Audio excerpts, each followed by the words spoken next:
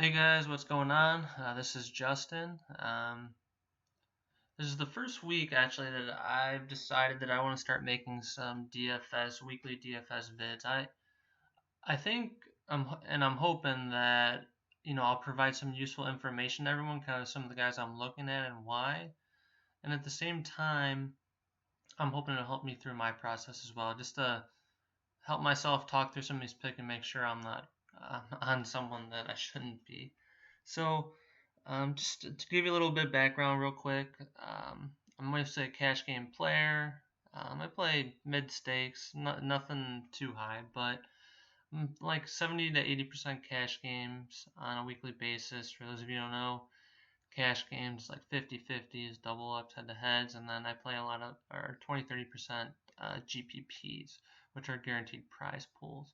Those are like the big first place prizes tournaments. So it's typically my thought process on how I allocate it, depending on how I feel about some players. That's subject to change though. So I think the idea for this vid, just gonna go through some of the positions real quick, some of the guys I like. And if you guys like the video, I can go ahead and add a little bit more depth and research into it. I kind of do all that on my own, and I won't, just for length, to keep the video at a decent time. I'm not going to get into too many details for this, but if that's something you'd be interested in, leave a comment, let me know, and I can always kind of provide some more insight and thinking into some of my picks. So this week, cash game quarterbacks. Keep it simple this week, guys. I think it really comes down to two people. First one's going to be Russell Wilson if you want to pay up a little bit more. Seahawks have been throwing the ball a little bit more lately, but the game script was pretty favorable for both of them. But Arizona Cardinals defense awful. Russell Wilson really good. Running a little bit more. We want guys who run, higher floors already. Russell Wilson is probably my cash game pick. But the other guy I'm looking at too is Daniel Jones. Had a big game last week. Granted, it was against Tampa Bay, who's a pass funnel defense, just meaning they are so good at running the ball or stopping the run that they funnel passes towards the pass into the corners. So Daniel Jones, Russell Wilson, that's who I would be picking through. Probably lean Russell Wilson right now. With that being said, guys, this guy, really good. Don't overthink it. Tournaments, you better be playing them. If you're not, you're just going to be donating your money. Lamar Jackson, good. Watson in a good spot. Jared Goff against Tampa Bay pass funnel defense, like I said. Good spot. There's some good options this week. So, but like I said, for cash, it's going to be Russell Wilson or Danny Dimes for me. Running back, typically I want to play 3 running backs in cash if there's 3 viable. This week I believe there is. We'll start at the bottom here. Wayne Gallman.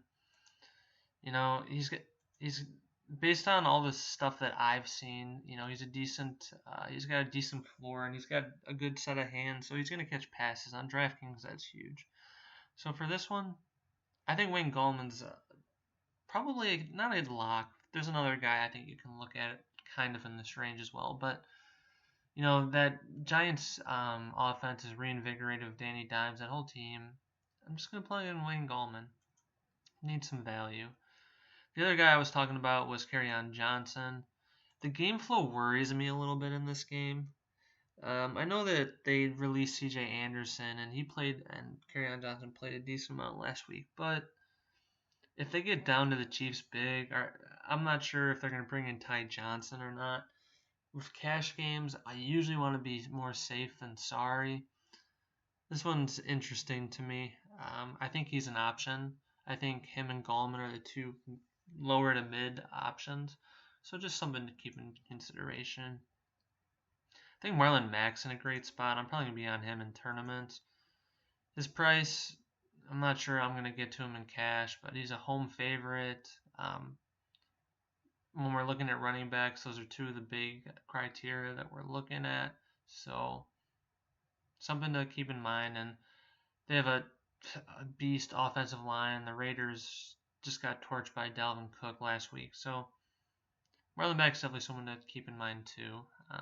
Wish he was a little bit more involved in the passing game, but we'll see what happens. I think he's viable as well. Gonna come up here. I think it's gonna be a team jam 'em in week for me. Austin Eckler. He's been good, man, and Melvin Gordon's coming back, and I even saw something crazy that Melvin Gordon might play a little bit on Sunday. I'm not really sure why you'd risk bringing him back against the Dolphins of all teams, but I know Justin Jackson's out with a calf injury, but it just doesn't really make much sense to me to risk Melvin Gordon. But regardless, Austin Eckler, I think he's going to get 15 to 20 touches. Feel pretty confident if the Chargers get up a big lead, he's going to have at least one touchdown. I think Pope is their backup. I'm not really worried about him much. Just plug in Eckler. It's probably going to be the last week we get him as the bell cow, so just plug him in. Don't overthink it. Then McCaffrey, guy's a stud. If you're not playing him in cash, probably going to lose. And if you do win, I don't think it's the right process. We want running backs that are going to get a lot of touches, and look, 19, so 29 touches here. He had 18 touches here, which was kind of a fluke game, and then here 27 touches. Just plug in Christian McCaffrey, guys. Don't overthink it, please. Just don't. So, since I have a tendency to spend up at running back, and that's how it played out here, when it comes to wide receivers, I'm probably looking at one mid to higher price guy, and then a couple lower end guys probably. That's kind of how my build with 4,500, and then I'll get to tight end too. That's probably what we're looking at. But with that being said, Julio Jones, Hopkins, Allen, all great plays. You could probably play them in cash if you wanted to. It's not the route I'm going. Like I said before, I tend to lean running back over wide receiver. But Julio Jones at home, D-Hop, guy's a stud. Keenan Allen, this dude's getting so many targets, it's ridiculous. Last week I had him all over cash, pretty much cashed everywhere, but didn't have him enough in tournaments, which ultimately into my ROI, but is what it is. So the first guy that I look at, Sammy Watkins is solid, but Cooper Kupp is the guy I'm looking at. Like I mentioned before, he's playing Tampa Bay. Pass funnel defense. Apparently the torn ACL is not holding him back much. Just look at his production. So just plug him in. I think he's a good play. So since we're looking at like a 4,000 salary, I'm going to have to pay down at the next few spots. I think Tyler Lockett's in play. He's getting a lot of targets. Arizona defense bad. Pass funnel defense. Well, actually, they just gave up a crap ton of yards. So Tyler Lockett, man, he's cash viable. Hollywood Brown, I think, too. Both Cleveland corners have been DNP'd, did not practice all week. So, and I'm pretty sure they're out as of now, but I could be wrong. But he's in play. Coming down a little bit more, Christian Kirk, Larry Fitzgerald, I think they're both in play. They both, in that air raid up-tempo offense with the Cardinals, they both get looks. So we're going to come down here. I think Will Fuller's in play, and I'll get to him in a second. Terry McLaurin popped up on the injury report late in the week, hamstring. A little worried about this one. I think for now, I'll plug him in, but if we get some news that he is limited in any sense, probably not playing him in cash. He's more of a speed receiver, hamstring late in the week, obviously not ideal. Did not practice on Friday, limited on Thursday. This one I might get off of eventually, but just so be ready to pivot. If I did want to get off of, if we did find out that he was limited or not playing, I would go down to Paul Richardson, who's been solid for them, and I think that boosts up Vernon Davis too. So if McLaurin's out, I would go down to Richardson. I mentioned Will Fuller before. He's getting a decent amount of targets. He's kind of known as a big play guy, but he's getting lower. He's catching passes closer to the line of scrimmage, lower ADOT. So, you know what? I think I'm going to plug him in, though. Dante Jackson, who's the speed corner for Carolina, is out this week. And, they're at home. I think they don't really have a running game. I know Hyde's been decent, but I don't trust that. And they're not really using Duke Johnson much. So I'm going to put in Will Fuller. So tight end now. Personally, the two that I would consider is Evan Ingram, who is a stud. Danny Dimes, I think he's a great play. Doesn't really fit in my build, though.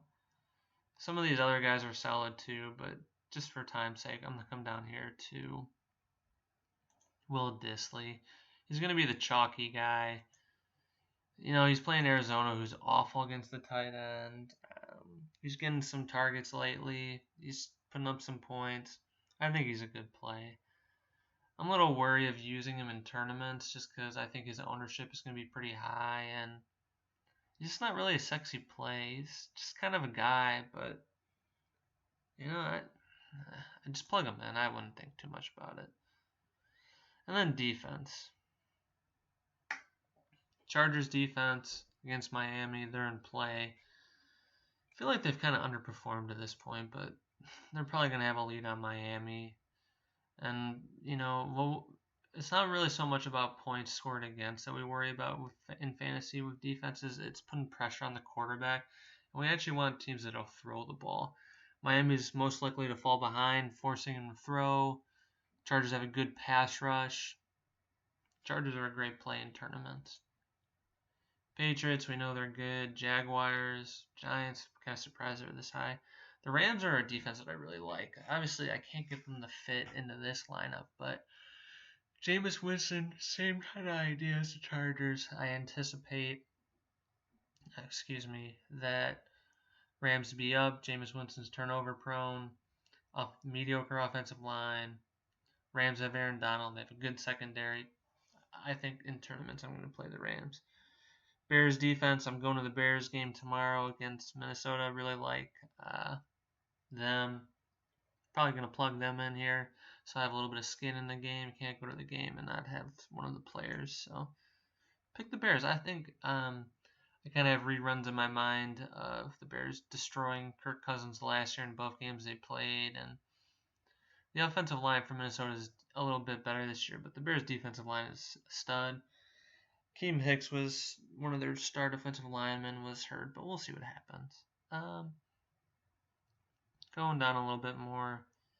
Honestly, guys, I think this is a weekend to kind of stay in this. Let's see. Maybe the Chargers, but something in this Rams, Bears, Chargers. I mean, there's some other plays here, but nothing that I would get too excited about. So this is kind of what my cash game lineup would look like as of right now, subject to change. I think some of these guys could change, so don't just plug this lineup in and then come back to me, oh, this lineup didn't work, yada, yada, yada. But I think if you're just kind of looking at it from a cash game perspective, some of these guys would be pretty good. And like I said before, if McLaurin's out, you can kind of pivot to Richardson and then kind of come up on some of this other salary. So that's it for my first video, guys. Hope you enjoyed it. Tried to keep it short and simple. So if you want more texture, let me know. Just kind of want to get a feel for what you guys are looking for. This is the first video I've ever done for this, so I'm learning, but if people like it, I'll continue to make some more content and make sure that I add a little bit of more texture and information into some of this. So please like the video, leave comments, subscribe to the channel, and I appreciate the support, guys, and thanks for watching.